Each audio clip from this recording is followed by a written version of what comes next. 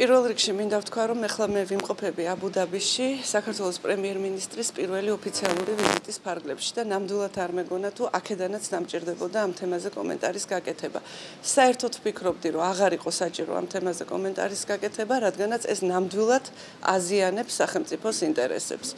მაგრამ იმის გამო, რომ გუშინ ასეთი ინფორმაცია გავრცელდა რუსთავი 2-ზე, მე თავს ვალდებულად ვთვლი, გავაკეთო განმარტება და ვთქვა ისეთი რამ, რაც არ მithქვამს აქამდე არც ერთი შეკითხვის პასუხად.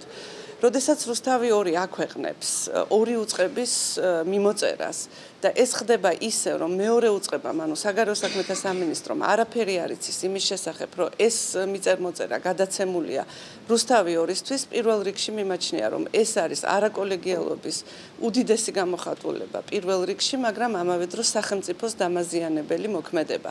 როგორ შეიძლება ორ უწყებას შორის მიწერ-მოწერა იყოს გასაჯაროებული ისე, რომ მეორე მხარემ ეს არ იცოდეს. თანაც საიდან უვარდება თუ არა პრეზიდენტის ადმინისტრაციისგან ეს მიწერ-მოწერა რუსთავი 2-ს.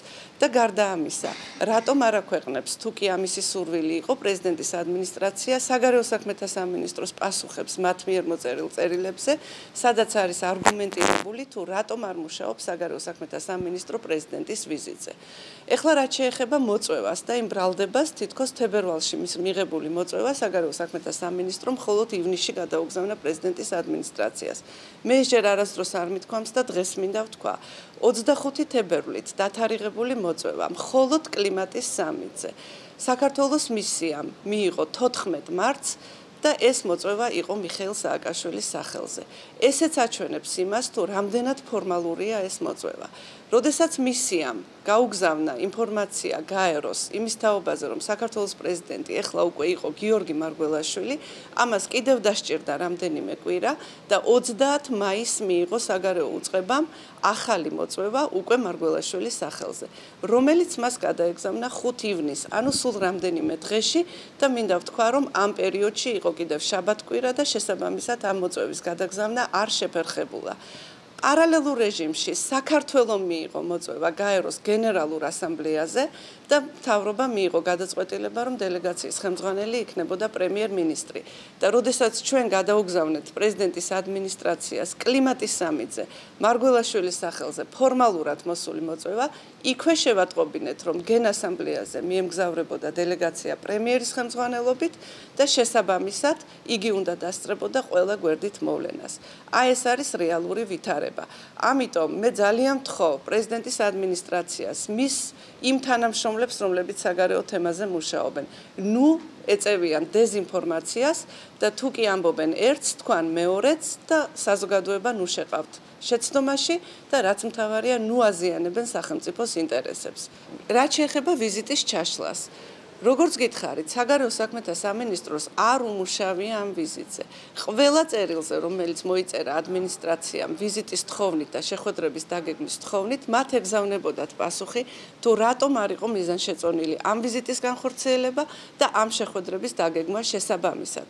საგარეო საქმეთა სამინისტრო ვერ ჩაშლიდა იმას, რაზედაც არ უმუშავია. და თუ კი პრეზიდენტის ადმინისტრაციას დოკუმენტების გასაჯაროების გზით უნდა ნათელი მოხფინოს იმას, თუ რა ხდებოდა ბოლო რამდენიმე თვის განმავლობაში ამ ორ უწყებას შორის, მაშინ ძალიან ვთხოვ მათ, ვისაც ეს ეხება, რომ გამოაქვეყნონ ის რეალური მიზეზი, თუ რატომ ვერ მიდის პრეზიდენტი ამერიკის შეერთებულ შტატებში. მე არ მინდა ამ თემაზე საუბარი, კიდევ ერთხელ ვიმეორებ, სახელმწიფო ინტერესების გათვალისწინებით. მე მინდა გამოვეხმაურო ქალბატონი თეას კომენტარს და აგრეთვე ბატონი ალექსი პეტრიაშვილის კომენტარს, რომელიც გუშინ წინ გავრცელდა და დავადასტურო, რომ მართლაც უელსის სამიტის მიმდინარეობისას, თუმცა მე ვფიქრობ, რომ ქალბატონი თეა სხვა რამეს გულისხმობდა, მაგრამ მე შემიძლია ჩემი საკუთარი გამოცდილებიდან გაგიზიაროთ, რომ უელსის სამიტის მიმდინარეობისას მართლაც იყო აბსოლუტურად არაკოლეგიალური დამოკიდებულება პრეზიდენტსა და მინისტრებს შორის და რამდენიმე შეხვედრაზე, რომელზედაც ჩაწერილები ვიყავით მინისტრები, ჩვენ შეხვედრის დაწყებამდე ცოტა ხნით ადრე გვითხრეს, რომ ჩვენი მისვლა საჭირო არ იყო და შესაბამისად პრეზიდენტმა ჩვენ შეხვედრებს არ დაგვასწრო. გარდა ამისა, ისიც უნდა ვთქვა, რომ როდესაც მოწვევა არის ფორმატით 1+1, ეს ყოველთვის საერთაშორისო დიპლომატიურ ენაზე გულისხმობს დელეგაციის ხელმძღვანელის და საგარეო საქმეთა მინისტრის დასწრებას.